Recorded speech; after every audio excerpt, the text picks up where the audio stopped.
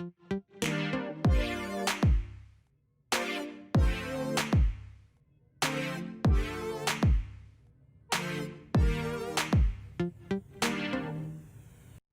gentlemen, and others, welcome back to another episode of Take Me Out to the Podcast. I'm your host, Johnny Jackson. I'm here this week with Alex Funderburk and Jason Hamby. Jason, it's been a while. How are you, man? Doing well. Yeah, Alex, what about you? How you doing? I'm doing great. The White Sox are clowns, but we knew that. How are you, Johnny? Good. Yeah, the Braves, I think, have obviously won the offseason today with their signing of Josh Tomlin, the greatest pitcher of all time. Jason, what a steal. What's the reaction? I mean, this guy just brings so much. I mean, you might as well. I mean, it's like signing Bauer for $1 million. That's all I have to say. Getting into some more serious news. Alex Cora back with the Red Sox. I don't think anyone expected anything else. Alex, was there anyone else that even had a shot? I mean, no, not realistically. I mean, as much as I hate Alex Cora and AJ Hinch and all of them, and think they should be out of baseball. You know, they were gonna get rehired. They're good managers without the cheating. So it was only right that he was gonna go back to Boston. And like he said, he served his punishment. However weak it was, he did serve his punishment, and it's time for him to come back. Jason, what do you think about this signing? Did anyone else have a real shot? I don't think so. I think it was Alex Cora's job the whole time. I don't think they were really even considering anybody else. And I'm really interested to see how he does, whether they bring in pieces or not, just, how he bounces back and stuff like that. Yeah, with Chris Sale coming back, hopefully sometime next year, Erod coming back. Alex, are you excited for this Red Sox team, or do you think it's going to be another year of mediocrity to poor play? I don't know if this is biased Yankee fan talking, but I don't think they're going to be good next year. I mean, realistically, Chris Sale probably won't come back to midway through the season, so they might have already dug themselves a hole. There's just no pitching. Without Sale, without Erod there is just nothing. Absolutely nothing after that. So if they can maybe sign somebody this offseason, maybe then I'll be like, you know what, they might be able to contend for a wild card spot. But until then, I think it's going to be mediocre to poor play. Another interesting news for the week, Tony Larussa's DUI stuff came out. Alex, we know you already didn't like the Tony Larussa hire, with Stroman also saying there's no shot he's playing for the White Sox. I mean, all right, how long before Tony Russa is fired in your eyes? Dude, he might not make it to the season starts. It seems like every few days something else comes out that either a player's like, yo, I'm not going to play for you, or this DUI thing. Who tells a cop I am a Hall of Fame baseball person? Bro, and then shows them his World Series ring. It was a clown hire, and it's only showing itself more and more and more. You're at risk of losing your star players. They might ask for a trade now because the hire didn't make sense from a baseball standpoint, and now everything else afterwards is showing why it didn't make sense outside of baseball. Jason, what are your thoughts on this whole Tony Larussa situation? I think Rick Renteria's got to be baffled by the whole thing. I never really saw a reason for them to get rid of him. He had a great year. And just as far as Larussa, I know a lot of baseball writers and people that have to do with the Hall of Fame were not pleased. I guess that's kind of their unwritten rule that if a guy gets, inducted solely as a manager, they expect him to be done and not to go back to the dugout. So I really don't know what the White Sox are doing here. I think it could very well end up fighting them, like Alex said. Yeah, speaking of Marcus Stroman, he did accept the $18.9 million qualifying offer. Part of that might be due to him not pitching at all last season, pitching kind of ineffectively with the Mets in the back half of 2019.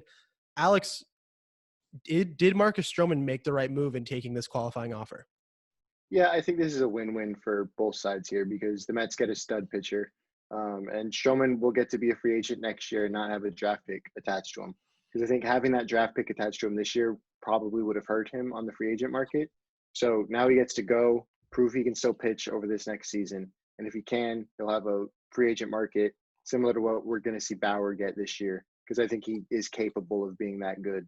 So if he goes out, shows he's legit, he can have whatever he wants next season. As far as the career stats, Bauer and Stroman are pretty similar. Bauer, obviously, with this 2020 season being the absolute stud that he was, my Cy Young pick, could get relatively similar deals. Bauer's still on the whole one-year deal thing, but Jason, should Marcus Stroman have kept in and going for that big long-term deal? I think he made the right move, just because he obviously not pitching this season and not pitching very well. I think a big part of it was the market being down this offseason with, the coronavirus, everything. Budgets are smaller. So I think it's small. I don't think he would have necessarily gotten 19 a year, just because of, like I said, because of last year in 2019 in this market. So I think this is a show me year for him. He's going to make 19. Nobody should be complaining about that, and he'll have his chance to go big next offseason. Yeah, and Trevor Bauer, he's made waves in the past for saying, like, right after he got drafted, if I ever take a multi-year deal, one of his buddies gets to shoot him in the nuts with a paintball gun 10 feet away. Alex, is that paintball gun going to get shot this offseason? It might. I don't know. I think if he goes back to the Reds, I think it would be a multi-year deal. But I think if he goes like Padres, Mets, White Sox, anywhere else, I think it might be another one-year deal. I mean, he seems pretty content with just going 1 year, 1 year, 1 year, 1 year. So we'll have to see. But I think if he does go back to Cincy, it'll be on a multi-year deal. Yeah, Bauer's obviously flirting with a bunch of teams. Some good fits for him. Could be back in Cincinnati with Sonny Gray and Castillo. Also, maybe the Braves shore up that rotation. Even the Padres with his buddy Mike Clevenger. Jason, what are your expectations for Trevor Bauer? Where is he throwing his first pitch? I like some of those. I think the favorite might be the Red Sox. I don't know. Alex might not like to hear that, but I think they have all the money in the world to do it, and they know that Sale, Bauer, and Erod would be a great three-man rotation. As far as the 1 year deals, I have no idea what he'll do. I think it would be. I mean, this guy, we've seen it all offseason how entertaining this guy is with flirting with the teams on Twitter and stuff like that. I think it would be phenomenal for baseball just to see this. The guy's an anomaly, and just to do 1 year deal and just trusting himself. And because if he does a 1 year deal, tears his UCL, like that could be it as far as big money he's losing out on. So I think it's great for baseball, though. Yeah, his agent Rachel Luba is definitely big on Twitter, big on YouTube, but also like, I don't know. I feel like 1 year deals, as far as a 1 year deal to the Red Sox, I'm not sure if that happens just because they're not quite in a winning stage. If it's a multi-year deal, I could definitely see that. Mm-hmm. But like, man, Trevor Bauer in Atlanta, showing up Farid, getting that mound ready for Soroka. I would be so ecstatic, and that would be, to say the least. But I don't think we could get Bauer and keep Ozuna, unfortunately. Yeah. So speaking of Ozuna, I mean, Jason, because we do have to re-sign for. Sorry, go ahead. Yeah, Ozuna. I mean, what are your expectations for Ozuna? I mean, how much money do you think he's going to end up commanding? I think he's going to be like 21, 22 a year. But I can also see it depends on the DH thing, right? If that gets installed, then we won't have to pay him as much. Because now like Nelson Cruz isn't getting that, and he's been the best DH for a couple of years in the AL.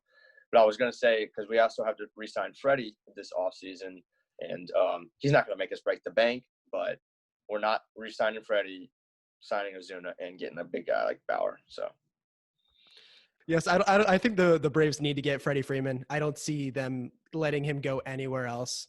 Been in that organization since he was drafted. Ozuna's nice. Bauer could also be really interesting. I mean, Alex, what's your outlook for this Braves team? What's that big move that they do besides Freddie Freeman? I don't know. I mean, if they can get Bauer, that would be huge.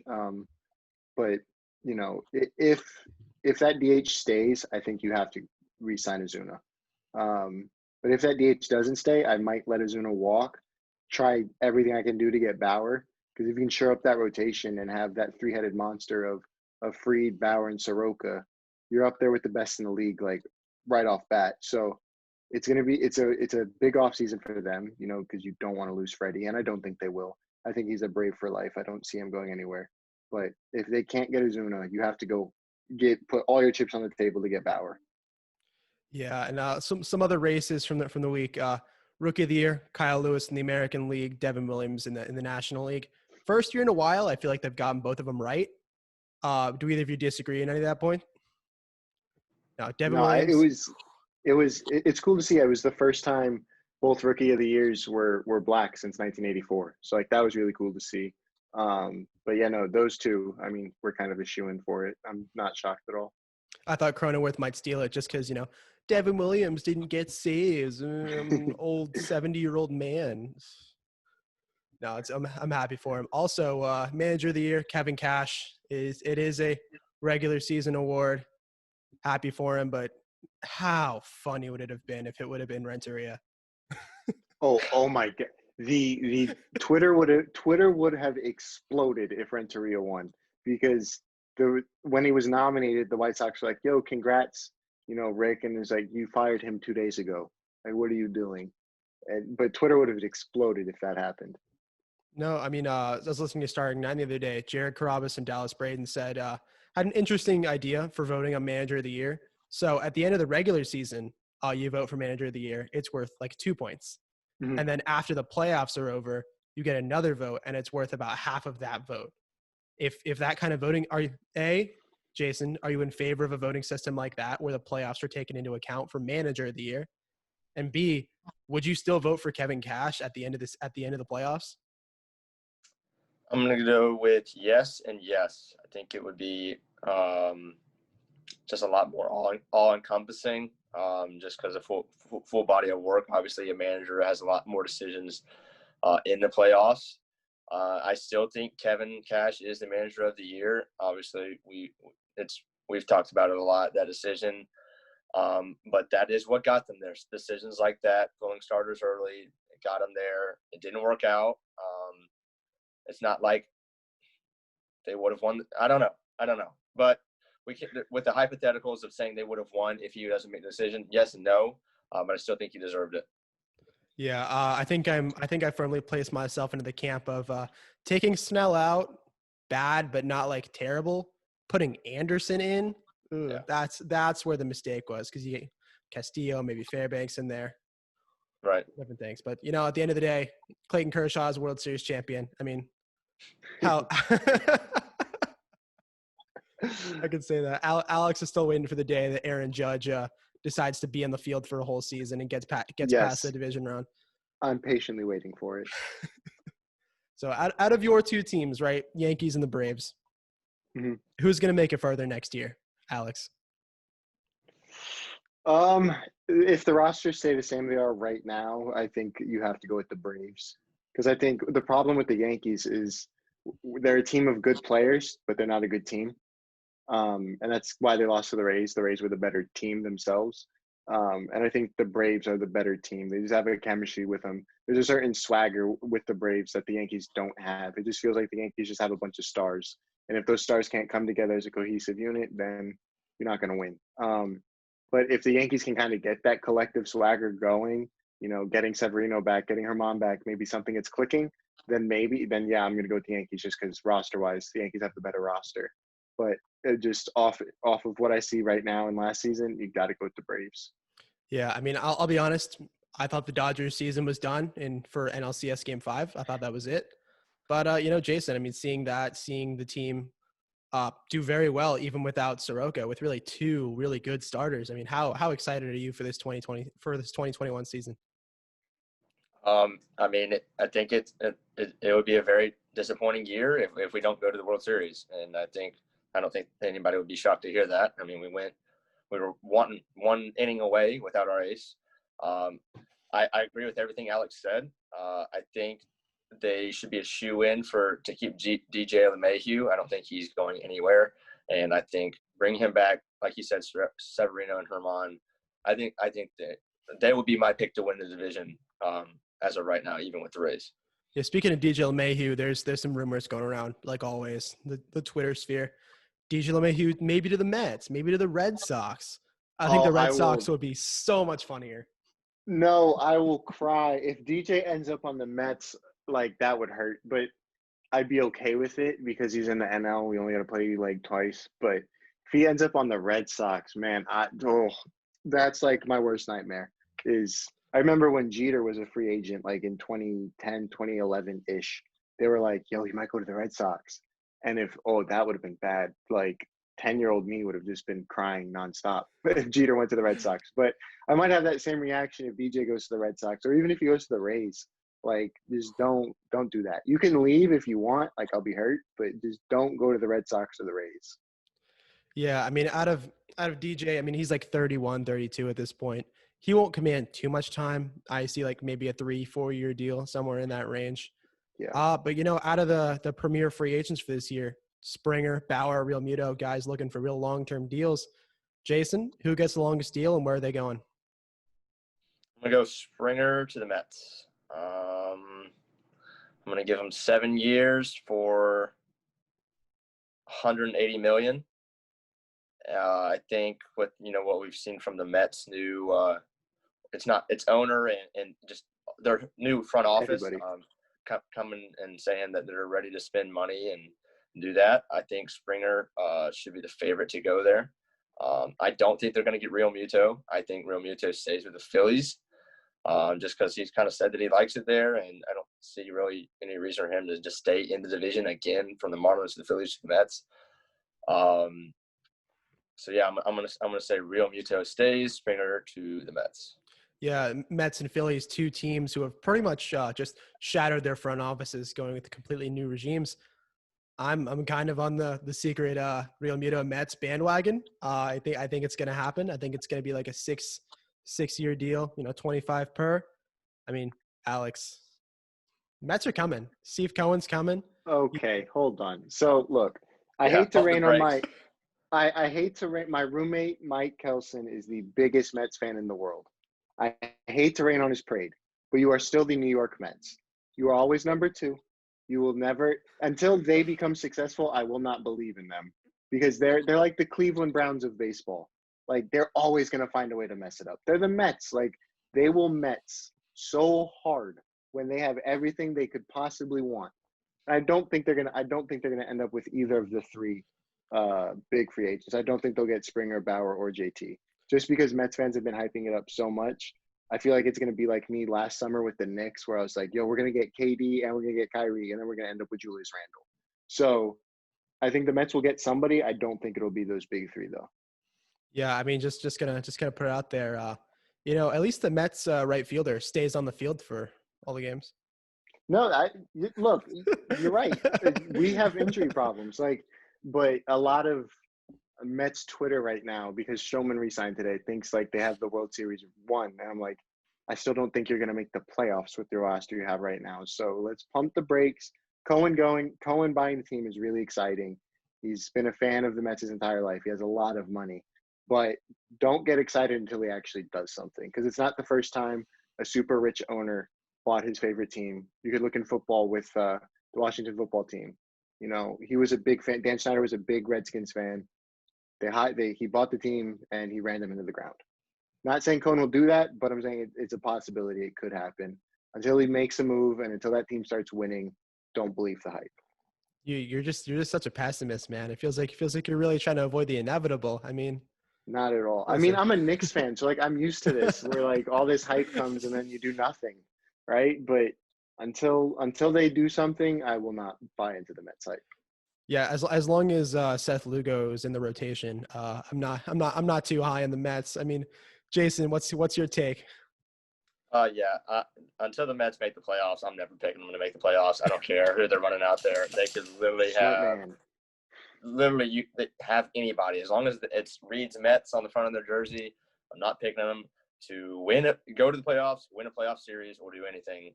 Once they do that then maybe, but not until then. They could have the Yankees roster. I'd still not pick them to make the playoffs. Honestly. I'm curious. Where do you think George will go, Alex? I think Toronto's going to make a splash. I don't know why I think that, but I think Toronto wants to make a splash. They want to keep up with the Yankees and the Rays. I think they're going to do something crazy this offseason. Go get a Springer, maybe go get Paxton, to try to make it a 3-headed monster in the AL East. The Blue Jays, they did offer Garrett Cole $300 million. Just putting that out there. I didn't know that. Yeah, I'm a big. I'm kind of feeling Springer to the Red Sox. I feel like that's something that could happen. Born and raised in Connecticut, went to UConn. That could be a little coming home celebration also because Astros fans would cry, and there's nothing I love more. Yeah, no, that would I be agree. fun. I would love to see Astros fans cry, but I also don't want to see the Red Sox get a good player. So I'm kind of conflicted there. No, the thing that worries me with Springer is like, is he still going to be good when he's not cheating? Which I think he's definitely more than capable of. I mean, he's a great player. But I think more than anything, I'm curious to see what happens with Lindor, because it came out today that they're shopping him. They want him gone by opening day. So maybe the Yankees go trade for Lindor because that's a name that's been coming up. Or Yeah, because Gleyber Torres' Gold Glove defense makes him look like Jeter out there. no. So my thing with that is, what I personally would do is sign DJ, and if you trade for Lindor, Gleyber's in you that give deal. maybe if Gleyber. So yes, Gleyber's probably in that deal, but if he's not, give them Voit on Duhar and maybe like Clark Schmidt, and then you put DJ at first, Gleyber at second, Lindor at short, because DJ is good enough to where he can play every infield position. But I think more realistically, Gleyber and Clint are in that deal, and you put Lindor at short. But it's gonna be interesting. And Indians need that outfield help, and Clint Frazier looking a little bit better than a kindergarten in the outfield this year was really nice. Gold Glove finalist Clint Frazier. Never thought I'd say those words. Don't know how. When that came out, I was like, huh? Like every time that a pop fly goes to that man, I hold my breath. Like I'm still terrified. For some reason, that's me with Max Muncy. Like, there's no reason for me to be terrified of Max Muncy catching pop-ups, but like for some reason, my brain's like, oh no. It could be just a routine pop-up. I'm like, Clint's gonna drop this. Like in the ALDS, he had one in right field that was fairly routine, and bro almost did a backflip trying to catch it. Like, Clint, please stop scaring us. He caught the ball though. It's an out. It's an ugly out, but it's an out. It was an ugly out, but it was an out. Just like Shane Bieber. He's ugly start. Still my pick for AL MVP. I mean, I think Cy Young comes out Wednesday night, correct? So it'll be, Yep. So tonight when we're recording, tomorrow, or yesterday when this comes out. I think it's Bieber pretty obviously in the AL. I think if anyone else tells you something different, they're wrong. Also in the NL, still on Bauer. Yep. Yeah, no, I think that's the easy pick. I think the one that's more questionable is definitely MVP. Yeah. AL MVP, I mean, I still think Bieber. I think it should be Bieber. Ramirez is great. Jose Abreu is great. Give it to DJ just because he's nominated. Give it to DJ. Give it to my man's. Jason, what's your AL MVP? I'm very conflicted, but since I said Bieber weeks ago on this show, I'll stick with him. Yeah, and NL MVP, obviously Fernando Tatis Jr. Okay. Okay. No, it's Freddie. It's Freddie. It's Freddie. Has to be. Has to be. Nice. I see Dodgers Twitter. Mookie was better. It's like, no, he wasn't. Mookie was great. Don't get me wrong. Mookie was phenomenal. But like Freddie, man. If it's anybody other than Freddie, we riot. Oh yeah. Listen, AL Cy Young, NL MVP, they're locked. They're locked. Yeah. If they give it to Manny Machado, A, I'll be mad because I hate Manny Machado. B, I'll be mad because it's not Freddie Freeman. I mean, I'll be mad because it's not Freddie Freeman, but since going to San Diego, I've started to like Manny Machado. Because like in Baltimore and LA, I hated that dude. Like he was so unlikable. He ruined Dustin Pedroia's career. He ruined a Hall of Fame career. Meh. Think about that. Meh. All right, guys. That's my thoughts on Dustin Pedroia. All right, guys. Thank you so much for being on. Alex, unofficial co-host of Take Me Out. Lovely having you on. Jason, nice to have you back. I'll see you guys next week.